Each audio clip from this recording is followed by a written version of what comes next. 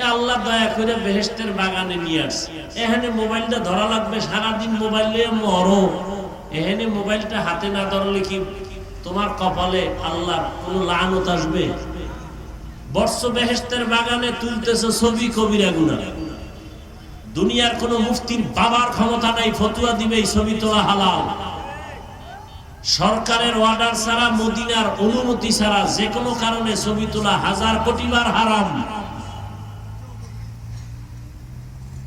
এরপরে এখন কিছু অতি চালাক বয়ে রয়েছে, এরা প্রশ্ন লয়ে বয়ে রয়েছে, হুজুর এই মিডিয়া ওয়ালা যে কিছু কর না, তোমার থেকে আমি কম চালাক না তো, তোমার প্রশ্নের জবাব আমার কাছে রেডি কইরেই আমি প্যান্ডেলে বসি, তবে তুমি আমার সাথে একা দেখা কইরো, তোমারে জবাব দিয়া গোসল করাই দেব।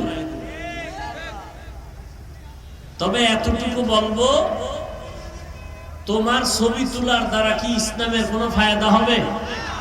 কিন্তু এই মিডিয়ার বয়ান শুনে বিদেশের বহু আল্লাহর বান্দার দিনের কথা শুনে দিনের পথে আসছে, আমার কাছে প্রমাণ আছে। আমরা এটারে হালালও বলি না, হারামও বলি না,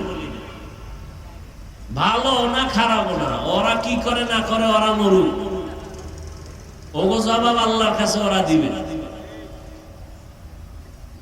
তো তুমি মোবাইল নিয়ে ছবি তুললে তোমার লাভ কি? আল্লাহ হেদায়েত দান করুন।